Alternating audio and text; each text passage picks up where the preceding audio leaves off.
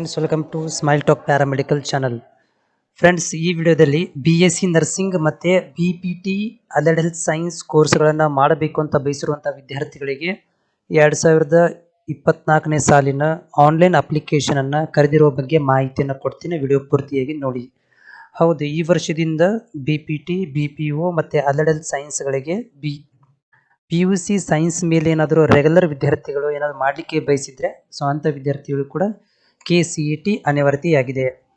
ನೀವು ಅಫಿಷಿಯಲ್ ವೆಬ್ಸೈಟಲ್ಲಿ ಕೂಡ ಮಾಹಿತಿಯನ್ನು ಕೊಟ್ಟಿದ್ದಾರೆ, ಅದರ ಬಗ್ಗೆ ಮಾಹಿತಿ ಇರುತ್ತೆ. ವಿಡಿಯೋ ಪೂರ್ತಿಯಾಗಿ ನೋಡಿ. ಅದರ ಜೊತೆಗೆ ನಮ್ಮ ಚಾನಲ್ಗೆ ಹೊಸಬರಾಗಿದ್ದರೆ ನಮ್ಮ ಚಾನಲ್ ಸಬ್ಸ್ಕ್ರೈಬ್ ಕೂಡ ಮಾಡ್ಕೊಳ್ಳಿ. ಇಲ್ಲಿ ನೋಡ್ಬೋದು ಏನಂತಂದರೆ, ಇಲ್ಲೊಂದು 4-5 ಲಿಂಕ್ಗಳನ್ನು ಕೊಟ್ಟಿದ್ದಾರೆ. ಒಂದನೇ ಲಿಂಕಲ್ಲಿ ಏನಿದೆ ಅಂತಂದರೆ, ಇಲ್ಲಿ ಆನ್ಲೈನ್ ಅಪ್ಲಿಕೇಶನ್ ಕಮ್ ವೆರಿಫಿಕೇಶನ್ ಮಾಡಿಲ್ಲ ಅಂದರೆ ಇದು ಅಪ್ಲಿಕೇಶನ್ ಬಿಟ್ಟಿದ್ದಾರೆ. ಈ ಒಂದು ಅಪ್ಲಿಕೇಶನ್ ಮುಖಾಂತರ ನೀವು ಆನ್ಲೈನನ್ನು ಅಪ್ಲಿಕೇಶನ್ ಹಾಕಬೇಕಾಗುತ್ತೆ. ಅದಕ್ಕಿಂತ ಮೊದಲು ನೀವು ಏನು ಮಾಡಬೇಕಾಗುತ್ತೆ ಅಂತಂದರೆ, ಇಲ್ಲಿ ಈ ಒಂದು 4ನೇ ಪಾಯಿಂಟ್ ಇದೆಯಲ್ಲ, CET application come verification module notification. ಈ ಒಂದು ನೋಟಿಫಿಕೇಶನ್ ನೀವು ಡೌನ್ಲೋಡ್ ಮಾಡ್ಕೋಬೇಕಾಗುತ್ತೆ. ಅಥವಾ ಪ್ಲಸ್ ಈ ಒಂದು ವೆರಿಫಿಕೇಶನ್ ಮಾಡ್ಯೂಲನ್ನು ಬುಲೆಟಿನನ್ನು ಡೌನ್ಲೋಡ್ ಮಾಡ್ಕೊಂಡು ಇದರಲ್ಲಿ ಮಾಹಿತಿಯನ್ನು ಕೊಟ್ಟಿರ್ತಾರೆ. ಅದರ ಬಗ್ಗೆ ನಾನು ಲೇಟ್ರಾಗಿ ವಿಡಿಯೋ ಮಾಡ್ತೀನಿ ಏನೆಲ್ಲ ಮಾಹಿತಿ ಇದೆ ಅಂತ.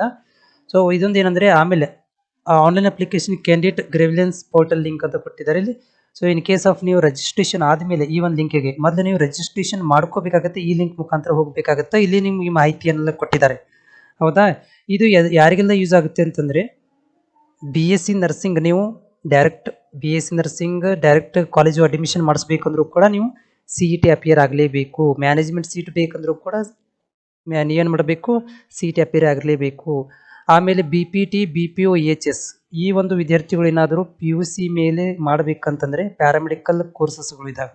ಡಿಗ್ರಿ ಪ್ಯಾರಾಮೆಡಿಕಲ್ ಕೋರ್ಸಸ್ಗಳು ಮಾಡಬೇಕಂದ್ರೂ ಕೂಡ ನೀವು ಕಂಪಲ್ಸರಿ CET ಅಪ್ಲಿಕೇಶನನ್ನು ಫಿಲ್ ಮಾಡ್ಕೋಬೇಕಾಗತ್ತೆ.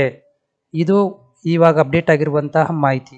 ಮತ್ತು ನಾನು ಲೇಟೆಸ್ಟ್ ಆದಂಥ ಇದಕ್ಕೆ ಸಂಬಂಧಪಟ್ಟಂಥ ಮಾಹಿತಿಯನ್ನು ಕೂಡ ನಾನು ಅಪ್ಡೇಟ್ ಮಾಡ್ತಿರ್ತೇನೆ. ಅಫಿಷಿಯಲ್ ವೆಬ್ಸೈಟಲ್ಲಿ ಏನೆಲ್ಲ ಮಾಹಿತಿಗಳು ಇದ್ದಾವೆ ಅನ್ನೋದನ್ನು ಕೂಡ ಸ್ಟೆಪ್ ಬೈ ಸ್ಟೆಪ್ ಕೂಡ ಹೇಳ್ತಾ ಹೋಗ್ತೇನೆ. ನಮ್ಮ ಮುಂದಿನ ದಿನಗಳಲ್ಲಿ BSc ನರ್ಸಿಂಗ್ ಮತ್ತು PUC ಮೇಲೆ ನೀವು ರೆಗ್ಯುಲರ್ ವಿದ್ಯಾರ್ಥಿಗಳು PUC ಮೇಲೆ ಅಲೈಡ್ ಹೆಲ್ತ್ ಸೈನ್ಸ್ ಮಾಡಬೇಕು, BPT ಮಾಡಬೇಕಂದ್ರೂ ಕೂಡ ನಿಮಗೆ ಏನೆಲ್ಲ ನೀವು ಇನ್ಫಾರ್ಮೇಷನ್ಸ್ ಕಲೆಕ್ಟ್ ಮಾಡ್ಕೋಬೇಕಾಗುತ್ತೆ ಅನ್ನೋದನ್ನು ಕೂಡ ನಾನು ಇನ್ಫಾರ್ಮೇಷನ್ಸ್ ಕಂಟಿನ್ಯೂಸ್ ಆಗಿ ಕೊಡ್ತಾ ಹೋಗ್ತೀನಿ.